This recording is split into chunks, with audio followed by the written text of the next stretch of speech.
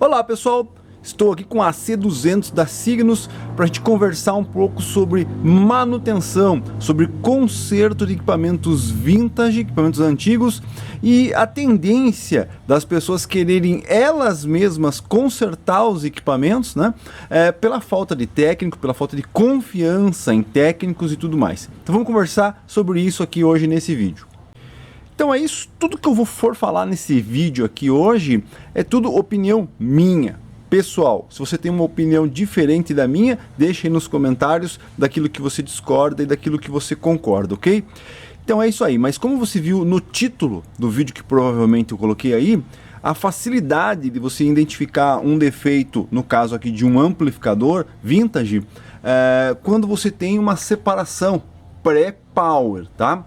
Para quem não viu ainda, esse equipamento aqui, o AC200, vou deixar o vídeo aqui na descrição do vídeo, o link para o vídeo de quando eu testei esse equipamento. Sim, eu adquiri esse equipamento num lote de equipamentos, e aí na hora de fazer o teste nele lá, ele apresentou alguns problemas. Funciona perfeitamente, mas ele dava lá, ele tinha uma característica no áudio, fazia assim, problemas no áudio, tá? E hoje chegou a vez de eu dar uma olhada aqui para mim tentar verificar o que pode ser que esteja acontecendo. Lembrando, eu não sou técnico, tá? Formado, nada, mas eu tô dessa mesma tendência aí, né? A gente não consegue encontrar técnico de confiança, nenhum tipo de técnico praticamente hoje, muito difícil. Então, as pessoas, como eu disse aí no início, as pessoas estão tentando elas mesmas fazer a manutenção. Mas eu não aconselho, tá?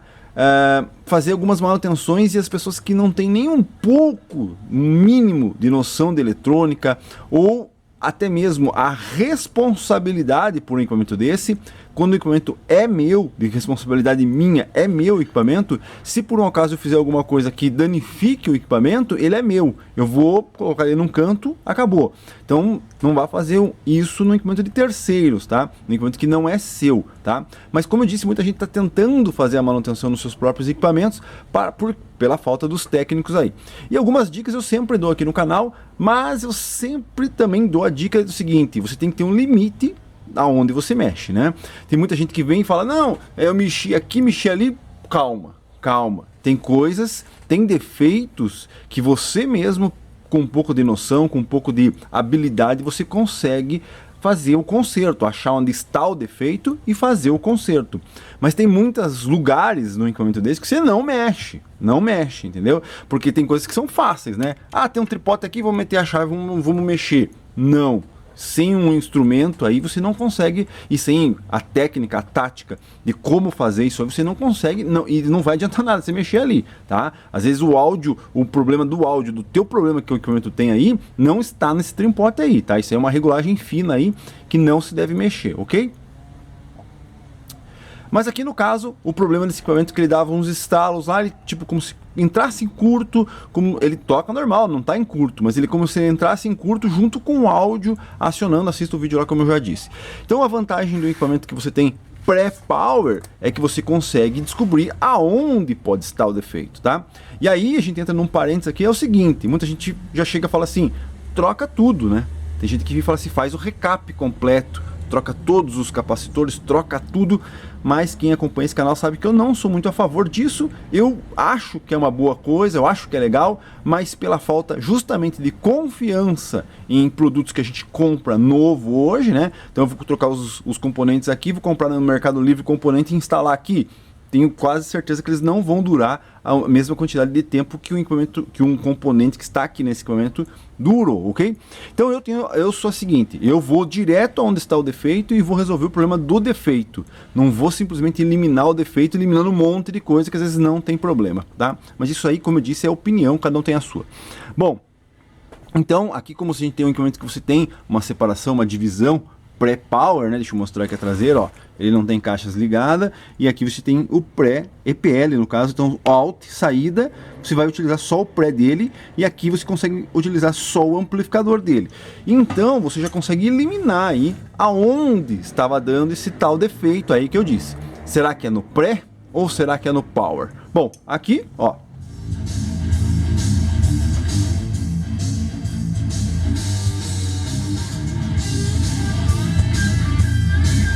perceba, não está dando problema, tá? O problema que dava lá não está dando. Mas, como eu sempre digo também, né, um outro detalhe, às vezes o problema que você pensa que pode ser uma coisa mais grave, às vezes está onde? Está numa chave ou até mesmo numa sujeira. Então o primeiro passo, né, que eu sempre falo, o equipamento desse que está há muito tempo parado, é fazer limpeza aqui em todos os potenciômetros, em todas as chaves. Só aqui a gente já consegue talvez eliminar o defeito. Como eu estou... Então, continuando, fazendo a manutenção nas chaves, as limpezas das chaves, você já consegue talvez eliminar aí grande parte dos problemas do amplificador, né? Então aqui eu já não tenho mais o problema, ó.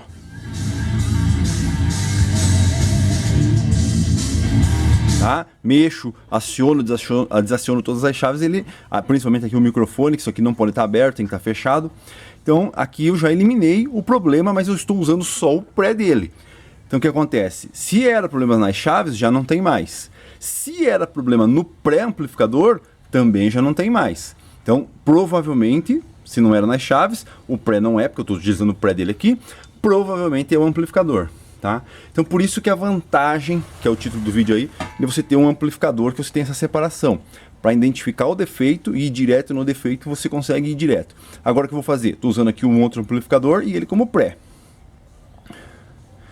E agora vou fazer o contrário, né? Vou usar o meu outro amplificador como pré, vou injetar esse sinal aqui e vou colocar as caixas nele aqui, para a gente ver se vai voltar aquele problema. Se voltar o problema que ele tinha, então o nosso defeito está aqui. E aí vai aquele primeiro passo, que é o que normalmente as pessoas recomendam, que muito técnico também faz isso, né? E que muita gente diz que é bom fazer. Eu estou praticamente indo para essa mesma teoria que é bom fazer, principalmente quanto mais o tempo passa, que é o que? Recap. O que seria recap? A troca de todos os capacitores eletrolíticos, tá? Isso, eu faria isso. Primeiro a troca de todos os eletrolíticos. Testaria, continua o problema? Continua. Bom, eu vou então agora para a troca dos capacitores cerâmicos ou poliéster aqui, ó. Todos esses capacitores. Teria que trocar todos eles também. E aí vou testar o equipamento. Vou testar. Isso que é muito técnico faz isso, tá? Ele não consegue ir direto aonde está o defeito. Ele vai substituindo o componente e vai tentando ver se parou o problema, né? Então, dificilmente, às vezes, tem técnicos que não conseguem identificar aonde era o problema. Exatamente aqui? Não. Ele vai substituindo e vai achando aí o problema. Então, é mais ou menos isso que você pode particularmente fazer se você tem um pouco de habilidade na hora de substituir componente. E abrir o equipamento e tudo mais. Lembrando, responsabilidade sempre sua, né? Estragou, o problema é seu. Então o que acontece? Trocar aqui os eletrolíticos, depois os cerâmicos, e aí se não solucionar o problema, aí a gente vai ter que passar por uma parte mais crítica, que é o que? Tentar trocar os transistores aqui, tá? Isso é uma coisa que eu faria, trocar os transistores aqui, os transistores, digamos assim, uns transistores, digamos assim, mais simples, né? Não os transistores principais. Esses transistores principais seriam as últimas coisas que a gente trocaria. Lembrando, não é um equipamento que está queimado. Se o equipamento está queimado, você vem aqui, mede os transistores, acha qual está queimado e troca, substitui, correto? Mas ele não, é um defeito intermitente, ele dá a volta, dá a volta, dá a volta. Então, substituindo os componentes, né, a gente tenta encontrar. E como disse, na teoria, na lógica, seria primeiro os capacitores, tá? Que seriam as peças que são mais vulneráveis aí e com o tempo elas dão problema mesmo. Então, capacitores por primeiro, capacitores cerâmicos depois, o poliéster, como queiram.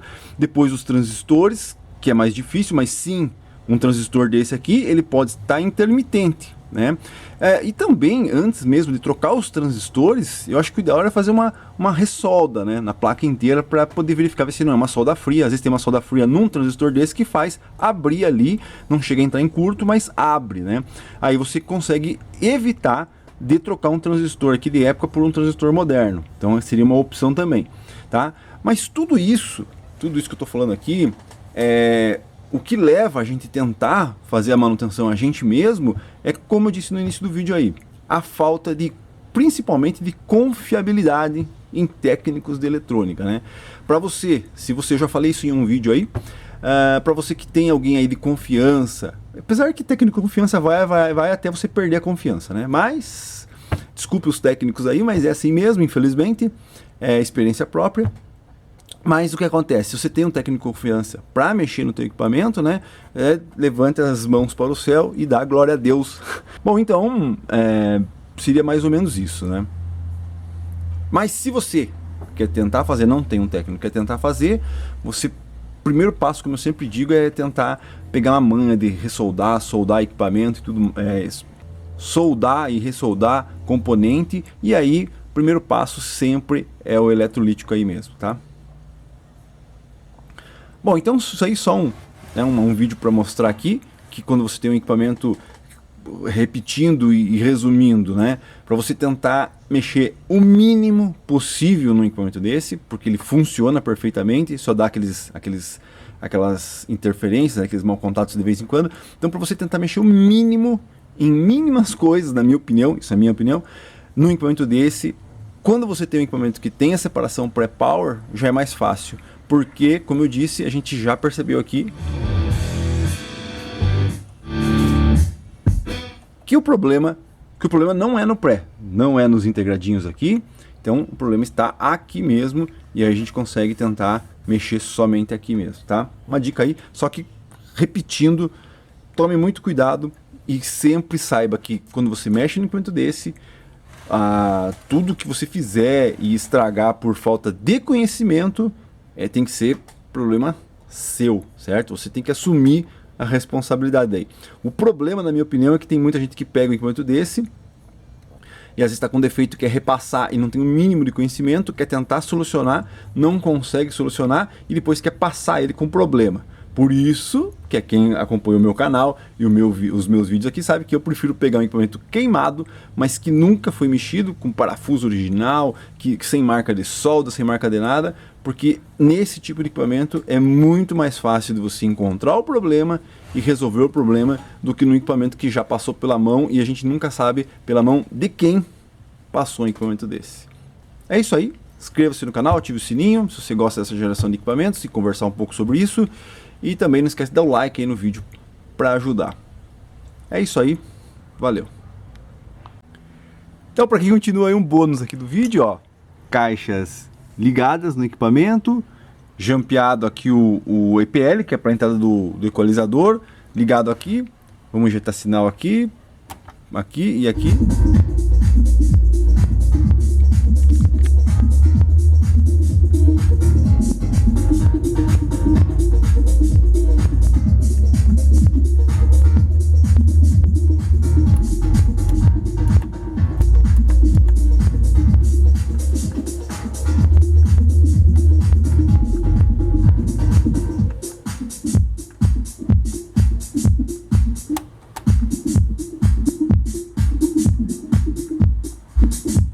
Então, para quem acompanhou lá o vídeo de quando ele dava o problema, realmente era só ligar e ele já começava a dar problema. E agora parou o problema, tá? Simplesmente, ó, não foi trocado nenhum capacitor, simplesmente solda fria mesmo. Por isso que é a vantagem de você pegar um equipamento desse aqui em muito bom estado de conservação, sem muito ser fuçado, porque às vezes o defeito é bem simples e talvez, porque uma solda fria, né, se você for fazendo os passos a passo e souber fazer a ressoldagem, você pode eliminar o defeito aí. Então uma simples ressoldagem na placa já eliminou o problema, tá? Mesmo sem precisar trocar os capacitores. Então, eu fiz a solda fria antes de fazer o recap, digamos assim, muito técnico, que vai direto para o recap, né? E aí eu resolvi o problema, e agora, como é um equipamento que eu vou colocar ele à venda, né? É um equipamento que eu vou vender, não tenho interesse em ficar com esse equipamento na coleção aqui, então eu vou colocar ele à venda, e agora qual o próximo passo? É perder um bom tempo aqui escutando ele. Então vamos deixar ele tocando, vamos deixar ele ligar ele, depois por um tempo deixar ligado, depois vou religar, depois vou ligar de novo. Quer dizer o quê? É uma coisa que eu sempre falo aqui no meu canal. Eu praticamente não escuto os meus equipamentos. Normalmente escuto os equipamentos aí que eu vou pôr à venda, porque sim, não é simplesmente fazer a ressolda, funcionou, fecha e vai embora. Não, vamos escutar ele aqui para ver se por um acaso não volta aí o defeito, né? Que é um defeito, principalmente um defeito intermitente, ok? Então é isso aí, agora sim, tchau.